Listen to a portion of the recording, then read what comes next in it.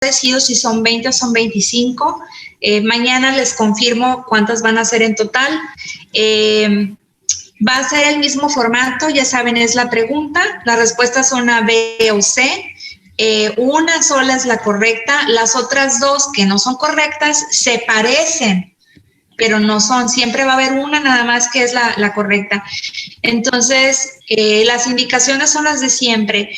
Verifiquen su internet, verifiquen que su computadora pues esté funcionando, ¿verdad? Que no se les vaya a quedar sin batería, que no se les trabe, que tengan la manera de poderlo realizar, porque acuérdense que del celular pues no siempre se puede. ¿Qué más? Traten de verificar sus tiempos para que entren en tiempo al examen y no se les vaya a ir la hora y luego tengan problema porque no alcanzaron. Espero que no tengamos ningún problema con este examen de que lo saque el sistema, porque se acuerdan que la vez pasada estuvo fallando bastante. Esperemos que no. Si vuelve a ocurrir, pues me lo hacen saber para yo también notificar a la coordinación que la plataforma no esté funcionando o algo. Ok, ¿cómo están? ¿Ya listos entonces? ¿O todavía tienen más exámenes?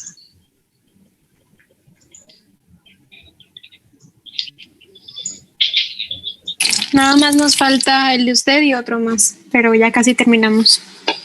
Ya es menos, gracias a Dios. Qué bueno. Ok, vamos a ver este tema que es insuficiencia arterial periférica. Este ya no entra dentro de este parcial, este lo vamos a dejar para nuestro último examen. Ok, bueno, en este caso vamos a ver que la insuficiencia arterial periférica tiene mucha relación con los temas que ya hemos visto, sobre todo con la aterosclerosis. La principal causa de que esto ocurra precisamente va a ser una obstrucción arterial que va a generar isquemia hacia el segmento que esté afectado, es decir, al sitio, ¿verdad?, que está irrigando y que está ocurriendo la obstrucción. Vamos a ver que puede ocurrir tanto a nivel de miembros superiores, a nivel cerebrovascular o a nivel de miembros inferiores. ¿Cuál va a ser el sitio más comúnmente afectado? Los miembros inferiores. Ese es el que con mayor frecuencia vamos nosotros a observar. Este evento en el cual se genera la insuficiencia arterial puede ser de dos formas. Puede ser con presentación aguda o presentación crónica. La mayoría de las veces, cuando es agudo, se va a relacionar con la presencia de un émbolo o de un trombo. Y cuando es crónico, la mayoría de las veces, pues, es principalmente con la propia aterosclerosis, que puede ser por ruptura de la propia placa y por un trauma directo hacia lo que es la arteria. Afecta tanto hombres como mujeres. Vamos a ver un ligero predominio hacia lo que son los varones. La edad de presentación más común es por encima de los 50 años, con un pico que se habla alrededor de los 65 años de edad, es el grupo así más común, pero podemos englobarlo en pacientes, ¿verdad?, de la tercera edad, sobre todo de 50 años en adelante. Y vamos a ver que este tipo de pacientes que presentan insuficiencia arterial, pues tienen relación con los factores heredofamiliares, sobre todo aquellos que ya han tenido en su familia el historial de insuficiencia arterial periférica o que han tenido también el antecedente de aterosclerosis en la familia. Son quienes podemos nosotros contar como pacientes que tienen ese factor de llegarla a manifestar. Como les dije, el lugar en el cual lo vamos a observar con mayor frecuencia es en los miembros inferiores. Los factores de riesgo para que se presente la insuficiencia arterial periférica, pues vamos a ver que primero que nada, pues a mayor edad, mayor riesgo. Aparte de esto, pues que tengamos patologías agregadas como diabetes, hipertensión arterial, que tengamos dislipidemias y por supuesto, ¿verdad?, que estemos teniendo conductas o hábitos como tabaquismo, alcoholismo, situaciones en las cuales ya sabemos que van a generar daño endotelial y que finalmente van a repercutir con la producción tanto de los factores vasodilatadores y vasoconstrictores, principalmente el óxido nítrico como vasodilatador y el fomento de la producción de lo que es la endotelina, que va, acuérdense, a generar cierta hiperplasia a nivel del vaso arterial y que eso va a contribuir a que la luz arterial pues esté disminuida. Aquellos pacientes que tengan falla cardíaca como fibrilación auricular también se encuentran dentro de este grupo de riesgo y esto va a ser debido a que cuando ocurre este fallo cardíaco no se está llevando de manera efectiva el ciclo cardíaco, no está habiendo una sístole y una diástole como debería de ser. La aurícula en este caso no se está contrayendo y relajando, sino que está recibiendo el impulso eléctrico, pero no logra hacerlo de forma efectiva, solamente está fibrilando, está como que se contrae y no se contrae. Cuando ocurre esto, la sangre o el volumen que se encuentra a nivel auricular y ventricular también, pues está estática, no está fluyendo como debe de ser. Por eso se habla de una estasis. Entonces, el permanecer, digamos, quieta por el proceso de la fibrilación lo hace más factible de formar trombos que después puedan viajar hacia otros sitios de la circulación. Y aquellos pacientes que tienen antecedente de enfermedad coronaria o de algún evento vascular cerebral, pues evidentemente también tienen el factor de riesgo porque si recordamos, pues tiene alta relación con la aterosclerosis. Entonces, un paciente que ya tiene aterosclerosis a nivel de las coronarias, pues es muy probable que también la esté manifestando en cualquier otra parte de nuestro organismo. Vamos a ver que el origen de que ocurra esta insuficiencia pues va a ser por émbolos, por trombos o por traumatismos. El 50% va a ser de origen trombótico y en este caso está relacionado principalmente con aterosclerosis. El 30% de los casos ocurren porque hay una ruptura de la placa y el otro 70% en aquellos pacientes que tienen aterosclerosis y que se ha colocado ya el stent o la malla. El otro 40% vamos a ver que también tiene origen cardíaco y se va a relacionar frecuentemente con fibrilación auricular. Y el 10% que tiene que ver con un trauma, pues va a ser un traumatismo directo, ya sea por alguna lesión directa, por compresión, por aplastamiento, que generen que pues la arteria no pueda dilatarse de forma correcta para permitir el flujo sanguíneo. Vamos a ver que hay sitios con mayor frecuencia se llegan a obstruir y en este caso vamos a ver que a nivel de la arteria femoral, la bifurcación, ahí es donde con mayor frecuencia se va a generar esta obstrucción que nos va a dar esta insuficiencia. En segundo lugar, vamos a ver la afectación de las arterias ilíacas, después afectación de la aorta y finalmente de las arterias poplíteas. El origen embólico, que representa el 40% de los casos, de estos el 80% dijimos que tiene origen cardíaco y se relaciona principalmente con fibrilación auricular. Después de eso, pues cualquier otra situación, alguna enfermedad valvular como la endocarditis o que podamos tener también alguna afectación como la fiebre reumática que pueda generar esos émbolos que puedan desprenderse, que puedan viajar.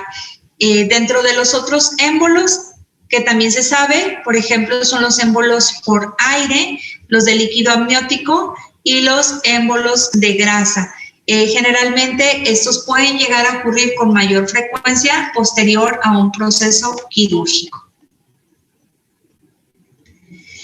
Y bueno, en el caso de los que son de origen trombótico, vamos a ver que en estos casos tienen que ver con el choque cardiogénico. También puede ser en aquellos casos en los cuales no hay una enfermedad arterial periférica, pero que hay procesos que generan inflamación. Acuérdense que cuando hay una respuesta inflamatoria, llegan factores quimiotácticos al sitio y sobre todo, si estamos hablando en aquellos pacientes en los cuales ya existe algún daño endotelial, pues evidentemente el grado de inflamación en el sitio va a ir generando que la oclusión de la luz pues sea mayor. Dentro de estos vamos a clasificar también aquellos que se generen por vasoespasmo, como aquellos que llegan a utilizar la cocaína en aquellos pacientes con ergotamina o vasopresores. También se puede generar de esa forma la insuficiencia. Y bueno, en el traumatismo, como les decía, que propiamente sea alguna lesión directa sobre la arteria, una laceración, por ejemplo, va a generar que se inicie el proceso de reparación de esa laceración o de esa herida en la arteria y que el mismo proceso de formación del trombo, pues aunada a algún flujo turbulento o algún aumento de presión, haga que se pueda desprender ese trombo y pueda viajar y ocluir. Otra de las formas es, por ejemplo, por compresión, como en el caso del síndrome compartimental, que por sí mismo, si no se realiza una fasciotomía, pues va a estar comprimiendo directamente la arteria, impidiendo el flujo hacia el extremo distal donde esté ocurriendo esta compresión.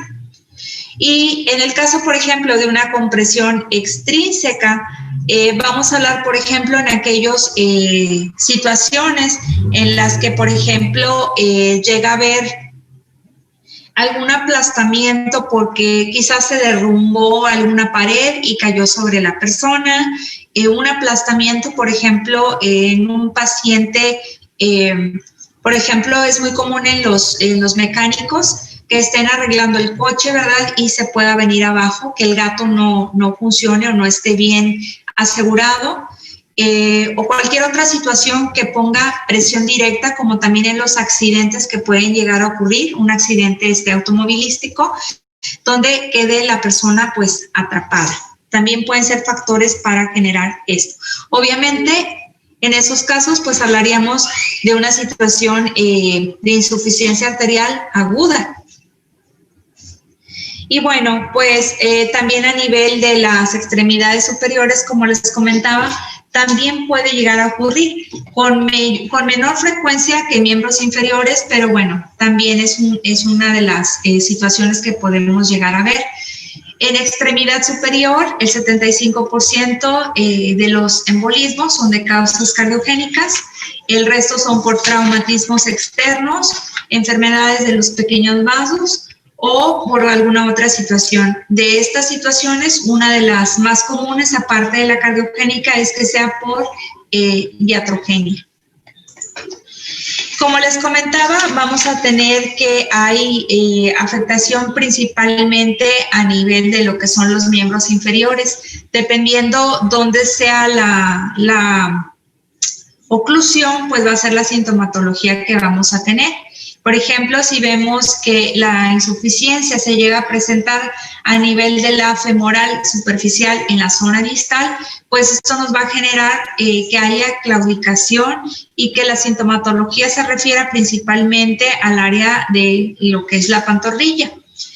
Si la situación ocurre a nivel aortoilíaca, pues vamos a ver que la claudicación se va a referir principalmente hacia lo que es la zona glútea, hacia la zona de los muslos y evidentemente va a recorrer incluso hacia las pantorrillas, va a cubrir toda la porción inferior. A esto es a lo que se le conoce como síndrome de Lerich o Leriche.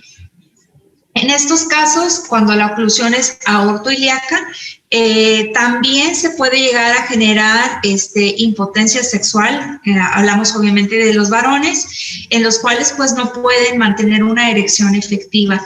A veces puede ser que el paciente pueda empezar con los datos de impotencia sexual y quizás todavía no relacione bien o no refiera bien la sintomatología del dolor isquémico o claudicación a nivel de glúteos, muslos o la pantorrilla. En el caso de que sea infrapopliteo, pues vamos a tener claudicación o dolor isquémico a nivel plantar. Ok, ahora vamos a hablar propiamente qué es la claudicación y por qué es que ocurre. Bueno, pues la claudicación en sí es el dolor de tipo isquémico que siente el paciente cuando tiene un grado de obstrucción y que está realizando actividad física. En estos casos es un dolor isquémico, es un dolor intenso, urente, es decir, con sensación quemante, y es tan intenso que el paciente tiene que dejar la actividad física que esté haciendo, tiene que parar porque el dolor no le permite continuar. Y tiende a restablecerse el flujo. Una vez que se restablece el flujo, el dolor desaparece. ¿Cómo es esto? Bueno, vamos a ver que de forma normal, cuando no tenemos ningún tipo de obstrucción, nosotros tenemos un flujo de reposo, un flujo sanguíneo que va entre los 300 a 400 mililitros por minuto.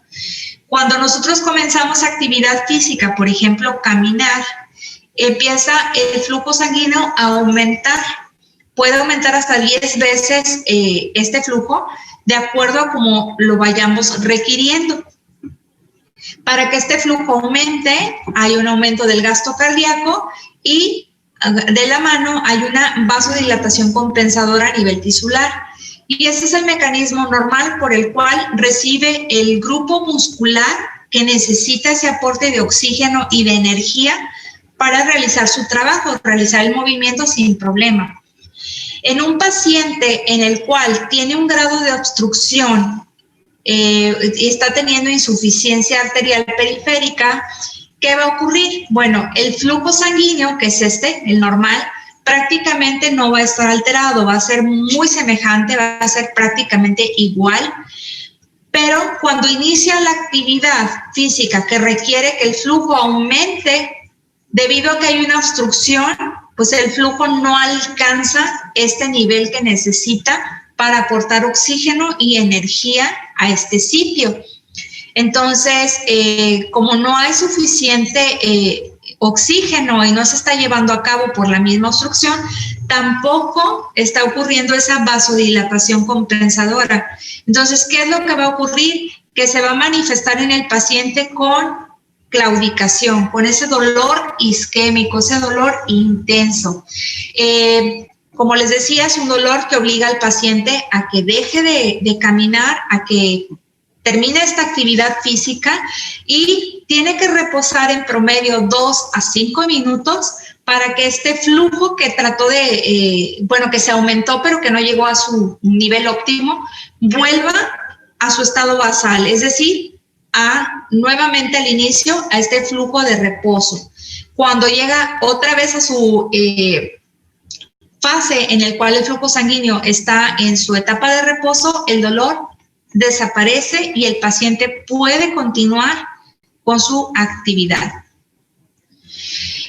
Vamos a ver que va a haber cambios metabólicos, son muy parecidos a los que van a ocurrir a nivel de las arterias coronarias, como ya lo vimos. Aquí en estos casos, cuando hay un émbolo o un trombo que está ocluyendo la luz arterial, pues empieza a haber isquemia, ¿verdad?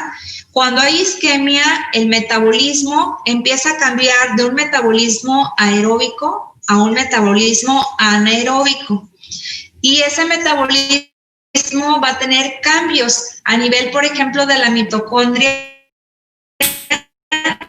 Decimos que no puede procesar de forma adecuada la glucosa, no puede realizar el ciclo de Krebs y entonces por la vía alterna empieza a producir ATP, pero es un ATP que no es suficiente. Aunado a este ATP que está disminuido, Vamos a ver que también empieza a haber acumulación de lactato.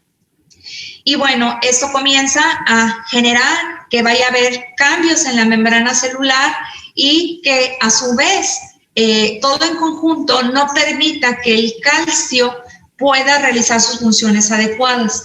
A nivel cardíaco o a nivel de las coronarias, decíamos que tenía que ver con la contracción y con la fase de diástole, ¿verdad?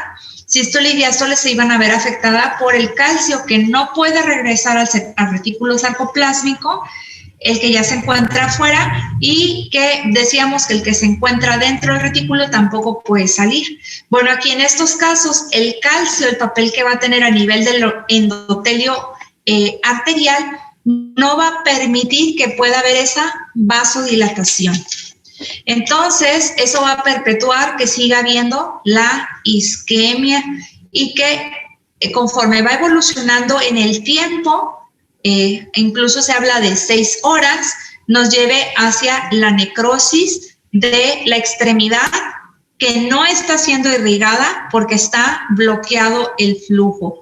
En este caso, si hablamos de una presentación aguda, tenemos una ventana de 6 horas máximo para nosotros reperfundir, quitar la obstrucción y que no sea un daño irreversible. Después de las 6 horas, lo que se haya necrosado se necrosó, lo que ya no es viable ya no lo vamos a poder rescatar. Pero en la ventana de 6 horas podemos actuar antes de que el daño sea mayor. En el caso de que este evento de insuficiencia haya sido crónico, vamos a ver que tenemos, digamos, la ventaja de que se ha formado circulación colateral. Entonces, aun cuando la arteria tributaria o la principal de esa zona se haya ocluido, vamos a ver que la circulación colateral nos va a ayudar a que ese miembro afectado siga teniendo perfusión tisular, no con el mismo aporte que debería, sigue habiendo isquemia, pero está recibiendo flujo. A diferencia que en el caso agudo no hay flujo, absolutamente no lo hay, aquí sí, por la vía colateral. A nivel metabólico, ¿qué va a ocurrir? Lo mismo, isquemia, va a haber alteraciones en la producción de ATP, va a haber alteraciones que van a generar que haya daño en la membrana celular y que poco a poco vaya evolucionando hasta que nos genere necrosis en el sitio distal de donde está la oclusión. Pero bueno, pues aquí nos da una ventaja de tiempo mayor porque la circulación colateral pues nos está ayudando en este caso.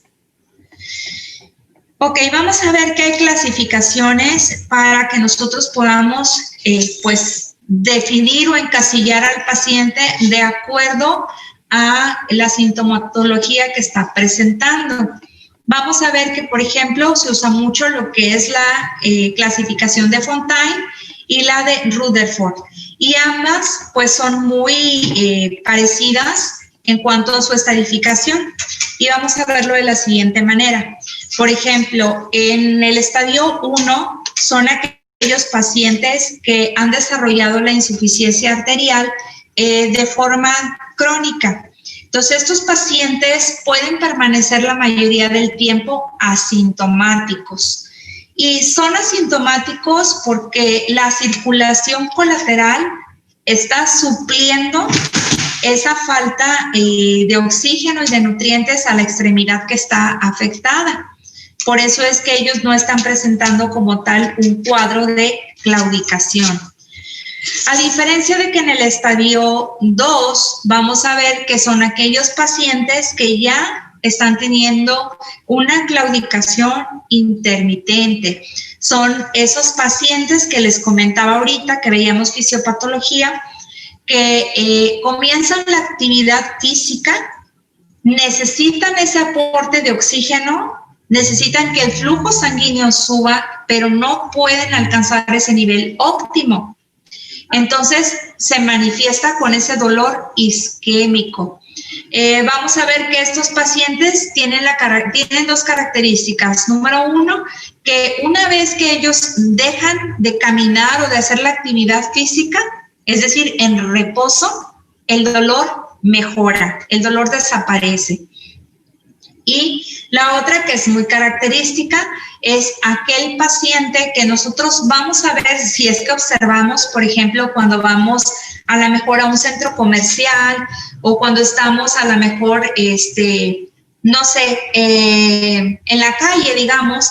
Estos pacientes son, como dijimos, de la tercera edad y si los vemos, ellos van caminando, caminan cierta distancia y luego se agarran de la pared, son bien clásicos, se agarran de la pared como para sostenerse y muchas de las veces llevan la otra mano hacia el sitio donde tienen el dolor. Entonces se detienen en la pared y se agarran, por ejemplo, ya sea la pantorrilla, el muslo, donde están sintiendo ese sitio, ese dolor isquémico. Entonces, esa es como bien característica esa posición. De hecho, no recuerdo ahorita el nombre que se les da, pero se les llama como pacientes de aparador, porque es muy común que si los vemos en un centro comercial, los veamos que se recargan sobre los vidrios, los aparadores, pero es porque están deteniéndose en la marcha para esperar a que el dolor pase. Entonces vamos a ver que estos se van a clasificar en base a la distancia que pueden recorrer. La clasificación o estadio 2A son estos pacientes que en promedio caminan alrededor de 100 metros cuando aparece la claudicación o el dolor isquémico. Si vemos, por ejemplo, con Rutherford, estamos hablando que dentro de estos pacientes que ya entran con claudicación, pues se clasifican tanto en leve, moderado y severo. Aquellos pacientes en estadio 2B son los que sienten este dolor isquémico cuando caminan menos de 100 metros. Esto también se puede tomar en cuenta como si habláramos, digamos, de una cuadra o 2 cuadras. Podemos medirlo de esa forma. Nada más que pues recordemos que pues es muy variable, ¿verdad? Hay lugares donde las cuadras son bien chiquitas y hay lugares donde las cuadras son súper largas. Por eso es que se ha estadificado por medio de metros. Un estadio 3 son aquellos pacientes que tienen el dolor en reposo, ese dolor isquémico, ese dolor quemante que no se va. En este caso vamos a ver que ni con el reposo se les quita el dolor. Ellos traen el dolor todo el tiempo. También van a tener una característica. Estos pacientes, la única forma en que sienten alivio, no que se les quita, que les mejora un poco, es cuando están acostados, tienden a acostarse. Y si ustedes imagínenselo de esta manera, imagínense, por ejemplo, digamos que este cuaderno representara la cama y están acostados, imagínense que mi brazo fuera la pierna. Ellos lo que van a hacer es acostarse y en lugar de levantar la pierna, lo que hacen es que la dejan, hagan de cuenta, así, colgada. Están acostados con la pierna así, colgando. Es la única forma en que sienten que mejora. Nosotros tenemos que preguntar de forma intencionada si cuando se recuesta y eleva la pierna en alto, si eso mejora. Y la mayoría de las veces en estos casos de isquemia, el paciente te va a decir que no, que el dolor no se quita, que la única manera en que siente alivio es acostado, pero con el pie colgando fuera de la cama. El pie les queda así y es la única forma que sienten ese alivio. Ok. En estos casos, en los que hay este dolor de reposo, los vamos a clasificar en base a la presión arterial sistólica que se mida a nivel del tobillo. Vamos a ver que cuando es más de 50 milímetros de mercurio, entran en el 3A, y cuando es menor o por debajo, en 3B. Estamos hablando que en estos pacientes que ya tienen dolor en reposo, son pacientes que ya van a presentar datos a nivel cutáneo. Nosotros ya los vamos a empezar a ver. Quiere decir que son pacientes que ya pueden tener presencia de lo que son úlceras vasculares. Vamos a ver, podemos ver datos de necrosis, datos de gangrena como tal, cambios en la coloración de la piel. Estos también son pacientes muy clásicos que los vemos en la calle, si ponemos atención cuando vamos, por ejemplo, a lo mejor en la calle conduciendo y nos paramos en un crucero, es muy común que veamos las personas indigentes que están pidiendo dinero.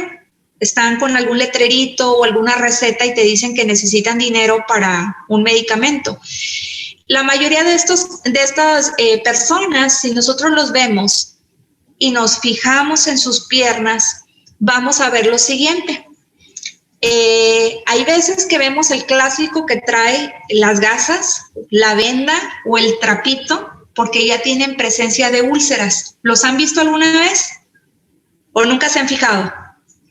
Yo sí soy de que voy viendo. Entonces, esa es una. La otra, vemos el paciente clásico también, lo vemos afuera del hospital o lo vemos también en los cruceros. Y son personas de la tercera edad que a veces van caminando con apoyo a lo mejor de un bastoncito. Y si ustedes logran ver sus piernas, porque la mayoría tienden a traer el pantalón levantado, como que se lo enrollan de la pierna que tienen afectada. Si ustedes se fijan en esa pierna, van a ver que primero la piel se va a ver como si estuviera muy delgada, muy lisa, hasta como si estuviera súper estirada, lisa y brillante. Así se ve, lisa y brillante. Si pueden ver las dos piernas, verían que la pierna que está afectada se ve atrófica, se ve delgadita, se ve flaquita. Si ustedes comparan las dos piernas, van a ver que una pierna se ve como flaquita y la otra se ve normal. Vamos a ver cambios en la pigmentación. Podemos ver que está muchas de las veces como si estuviera hiperpigmentada. Se ven zonas más oscuras. Y vamos a ver que no tienen presencia de vello. Hay alopecia en esa zona. Esos cambios son cambios de atrofia. Y vamos a verlos que pueden presentarse incluso en la zona de lo que es el malleolo, el talón, los dedos y la pierna en sí, donde vamos a empezar a ver estos cambios. Ya en estos casos, ya estamos hablando que es una isquemia importante. Son pacientes, como les digo, que ya tienen o están a punto de presentar todas estas lesiones en los tejidos, ya sea úlceras, ya sea propiamente necrosis como tal. Entonces, en general, o resumiendo, vemos que el síntoma cardinal que vamos a ver es la claudicación, ¿ok? Y que dependiendo de su presentación, si es aguda o es crónica, pues es el grado de afectación que vamos a tener más rápido hacia la necrosis en menos de 6 horas, o crónica, que nos va a dejar esa ventana y que es donde generalmente vamos a empezar a ver esa presencia de úlceras o de úlceras que no sanan y de necrosis. El paciente, ¿qué es lo que va a presentar? Bueno, pues primero que nada, dolor en el sitio de la obstrucción y se va a irradiar hacia la zona distal. Van a tener cambios de la coloración que pueden ser desde lo que es palidez, porque no está habiendo suficiente irrigación, hasta grados de cianosis. Los pulsos, ¿cómo van a estar? Pueden estar ausentes o pueden estar disminuidos, incluso si se llegan a explorar con un Doppler, vamos a ver que va a haber presencia de soplos. Conforme va evolucionando el tiempo en el cual la isquemia está actuando, pues va generando daño. Se va generando daño que, como decíamos, después de 6 horas es irreversible.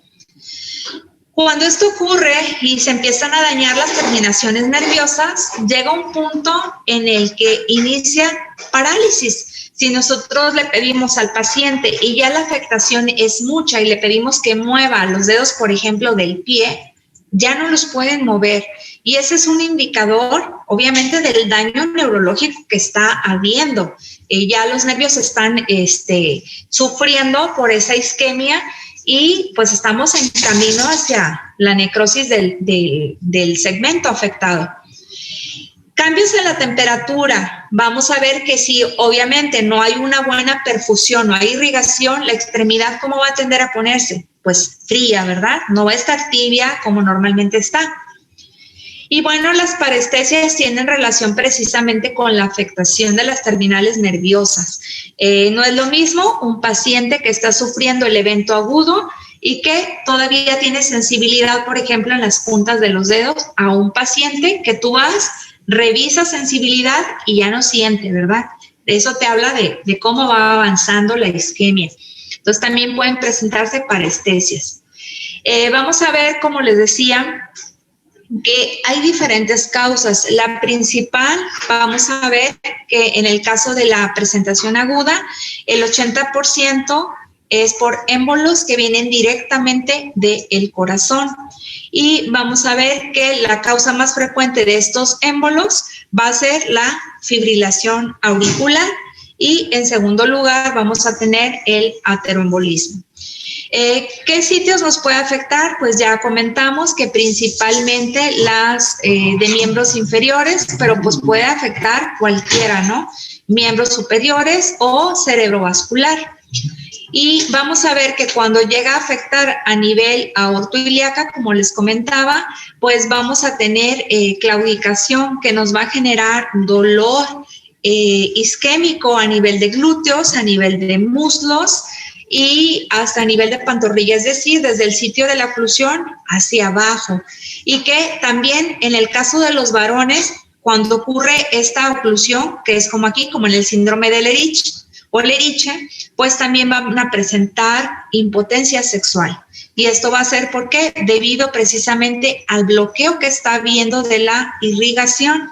Entonces, hay ocasiones en que estos pacientes que presentan el síndrome de Lerich pues enfocan su atención, sobre todo si es varón, pues en el problema que está teniendo de impotencia sexual, ¿verdad? No pueden mantener una erección efectiva y digamos que eso se vuelve su mayor preocupación en el momento y la sensación de claudicación o dolor que están sintiendo en glúteos, en muslos, en pantorrilla, lo atribuyen a cualquier otra cosa menos a que esté ocurriendo por algún problema, ¿verdad?, de obstrucción. Aparte de que recuerden que ellos no saben, los que sabemos somos nosotros, ¿verdad? Ellos simplemente van a manifestar el cuadro que están presentando. Entonces, es importante que recordemos estos puntos porque son los que nos van a ayudar a que nosotros podamos hacer un buen diagnóstico. Cuando ocurre, por ejemplo, la formación de un trombo en el sitio de la lesión, pues puede ser por diferentes factores. Puede ser desde que ocurra propiamente la obstrucción por la presentación de una placa aterosclerosa y que después pues sufra, ya saben, un accidente de placa y obstruya la luz. Puede ser por alguna patología que genere que haya hiperviscosidad o hipercoagulabilidad o que el gasto cardíaco esté disminuido. Estas son condiciones que nos pueden generar que se haga la presencia de un trombo en el sitio y se genere la oclusión. Recuerden que esto ocurre en pacientes de tercera edad con comorbilidades como diabetes o hipertensión, con antecedentes heredofamiliares y que la mayoría de estos pacientes tienen disfunción endotelial. Nos queda menos de un minuto. Vamos a reconectarnos para continuar, por favor.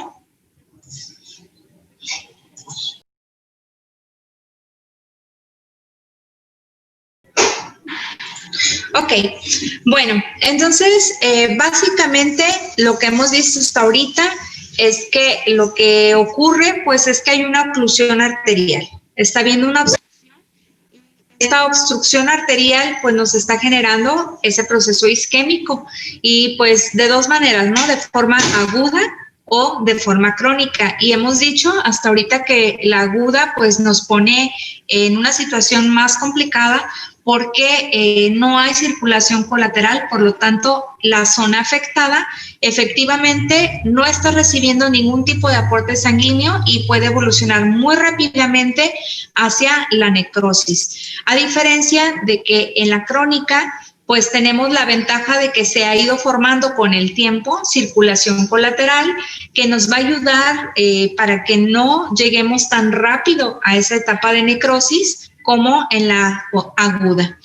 Y bueno, comentábamos también hasta ahorita que el síntoma cardinal pues es la claudicación, ese dolor isquémico intenso que dependiendo de los grados de obstrucción que haya, pues va a mejorar con el reposo o no, dependiendo, ¿verdad? Vamos a ver que pues los síntomas, como ya los hemos mencionado hasta ahorita, pues cuando es de presentación aguda, es un dolor que es súbito, es intenso, es localizado y se va a irradiar hacia la zona distal del sitio de oclusión. Como decíamos ahorita, cuando la oclusión es aortoilíaca, se va a irradiar no solamente a glúteos, sino a muslos, pantorrillas, o sea, va todo el sector que está bloqueado.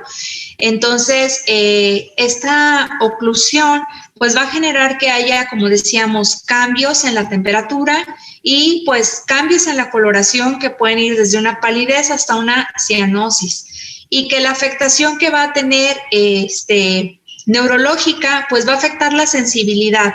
Va a llegar un punto en el cual puede iniciar con pérdida de la sensibilidad leve, puede ser parestesias hasta el grado de que ya no sienta nada y que llegue a la incapacidad funcional, que ya no pueda mover, digamos, la extremidad como tal por ese daño que está ocurriendo. En el caso de la crónica, bueno, pues como ya lo comenté otra vez, pues tenemos esa ventaja de que hay redes colaterales que nos ayudan a mantener el flujo, pero aún así seguimos hablando de un grado de insuficiencia. Esas redes colaterales no van a suplir el flujo que debería de dar de forma normal la arteria tributaria o la arteria que corresponde a ese segmento. Entonces también se tiene que dar tratamiento y pues hay que reperfundir. Y bueno, pues las causas, pues bueno, ya hemos visto, son aquellas relacionadas la mayoría de las veces, factores y causas como los que tienen que ver con aterosclerosis. Decíamos que en este caso, la mayoría de las veces es precisamente por la propia placa que está obstruyendo o por un accidente de placa. Y bueno, estos datos que hemos mencionado, este tipo de dolor isquémico o de claudicación, vamos a ver que cuando es claudicación intermitente, que es aquella que ya dijimos que mejora con el reposo, que va de 2 a 5 minutos, y después ya pueden caminar nuevamente, es cuando hay una obstrucción que es mayor al 60%. Cuando la isquemia es crítica, son aquellos pacientes en los que ya tienen ese dolor isquémico de reposo, el que decíamos que no se quita, que la única manera en que sienten alivio es cuando están recostados en la cama con el pie colgando, el miembro colgando fuera de la cama. Y en estos casos, esto se va a presentar cuando la afectación a la oclusión sea mayor al 80%. Una isquemia severa es cuando ya el paciente está presentando estas úlceras vasculares y que son úlceras que no van a cicatrizar, no van a mejorar, aún después de 2 semanas del tratamiento. Es decir, solamente van a ir empeorando, van a ir evolucionando hacia necrosis. Entonces ahí ya estamos ante una isquemia severa. Y dentro de estos, pues bueno, el síndrome de Leriche, que es el que ya les he estado comentando, que es cuando la obstrucción es aortoilíaca, en el cual el dolor va a ser un dolor isquémico que se va a referir hacia glúteos, muslos, la región poplitea, y que incluso puede llegar a presentar este paciente impotencia sexual. Vamos a ver que para que nosotros podamos realizar el diagnóstico, pues lo primero que nada es que nosotros tengamos como médicos siempre presente que, pues que es algo, digamos, común que va a ocurrir en estos pacientes que son tercera edad, que son pacientes que ya tienen comorbilidades, principalmente diabetes, hipertensión, que tienen dislipidemias. En esos pacientes yo ya tengo que tener en mente que yo tengo que investigar esto, tengo que preguntar si no están padeciendo datos de claudicación de forma intencional. Yo tengo que en mi historia clínica preguntar. ¿Por qué? Porque ya sé que estoy ante un paciente que tiene todos los factores de riesgo, que pueden ser incluso nada más los antecedentes heredofamiliares, pero pues son heredofamiliares y aparte está en el grupo de edad, pues entonces tengo la obligación de investigar más allá. ¿Por qué? Porque acuérdense, como les dije, que el paciente pues no sabe, el que sabe somos nosotros. Entonces recae en nosotros la responsabilidad de hacer un diagnóstico a tiempo y no cuando ya el paciente ya llegue a un grado de isquemia severa en el cual pues ya no tengamos muchas opciones de mejoría.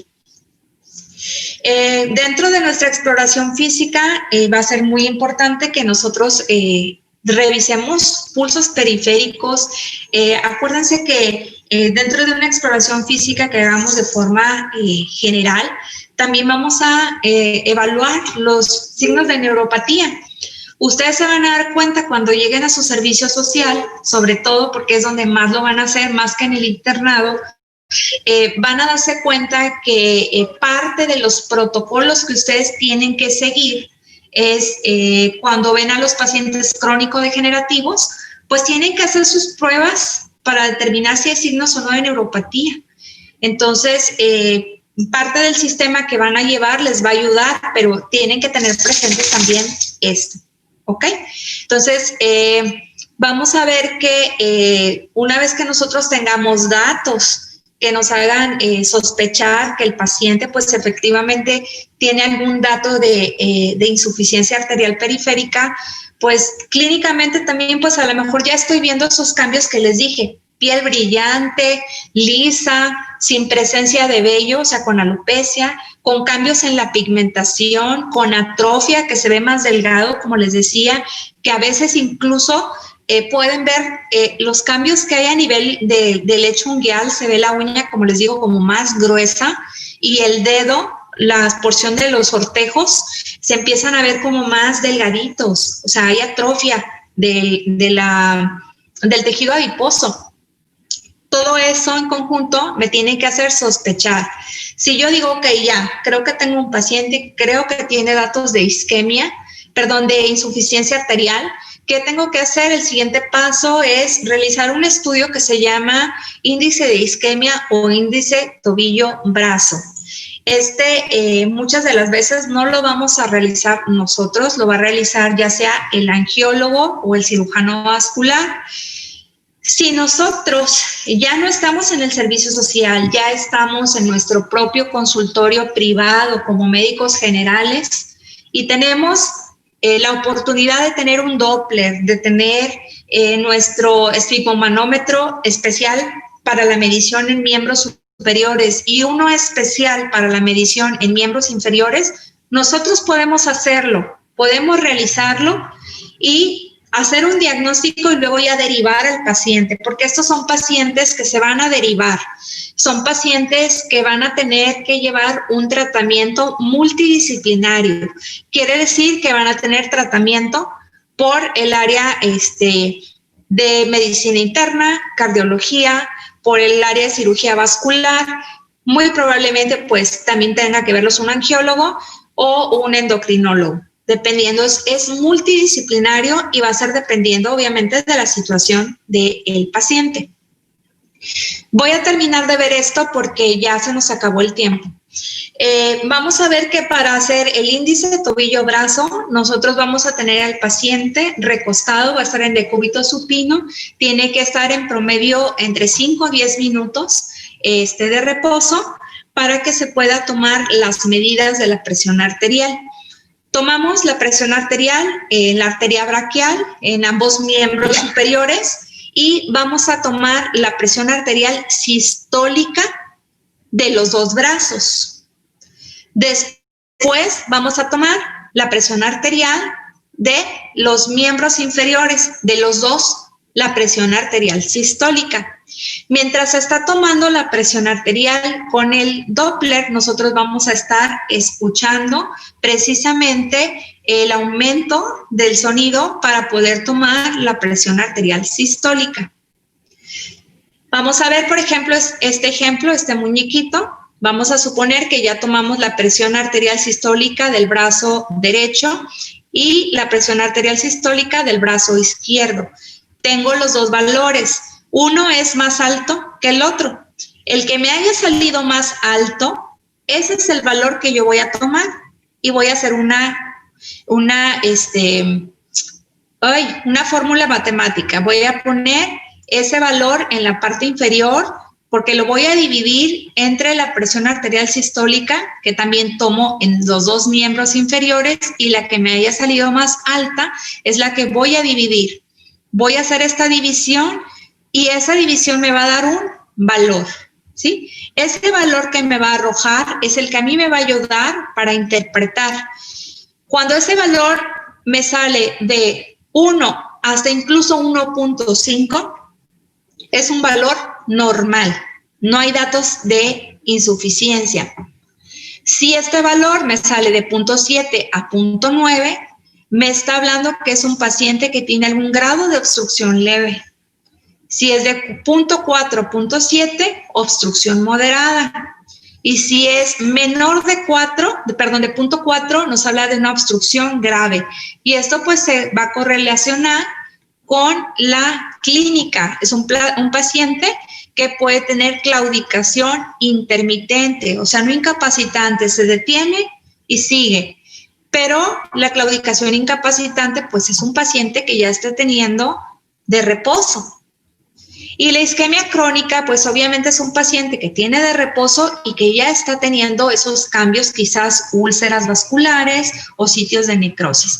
Para eso nos va a servir el índice tobillo-brazo. ¿Ok? Me voy a quedar hasta aquí porque ya tengo a sus demás compañeros esperando. Espero que haya sido un tema sencillo. Si se fijan, seguimos repitiendo casi muchas de las mismas cosas que hemos visto en todos los demás temas, tienen mucha relación. Entonces, de alguna forma eso lo hace quizás un poco más sencillo de que podamos pues precisamente entender la fisiopatología. Este tema va a entrar al siguiente examen. Este ya va para nuestro ordinario. Este ya no entra en este examen, ¿ok? Entonces, para quedar claros, el examen está programado el jueves. Mañana les confirmo cuántas preguntas quedaron, si son 20 o son 25 y cuánto tiempo va a quedar programado el examen. Cualquier cosa, si hay alguien que tenga algún inconveniente por trabajo, por alguna situación y no va a poder estar presente a esa hora, háganmelo saber hoy, por favor. No se esperen hasta el último día para que podamos reprogramar y quizás reacomodar en otro horario o en otro grupo para que puedan presentar el examen. ¿Ok? Bueno, ya saben, formato ABC va a ser el examen. Preguntas con una sola respuesta, 2 que medio se parecen, pero una es la correcta. ¿Qué les puedo decir? Traten de recordar lo que más he hecho énfasis. Lo que les he dicho es porque es lo que más importa del tema y de ahí me estoy basando para las preguntas. Cuídense mucho, los dejo porque tengo que darle entrada a los demás. Ya tengo 12 más esperando para entrar a la siguiente clase. Cualquier cosa estoy pendiente a través del grupo de WhatsApp. ¿Ok? Nos vemos. Cuídense mucho. Gracias, doctora. Gracias, doctora. Hasta luego.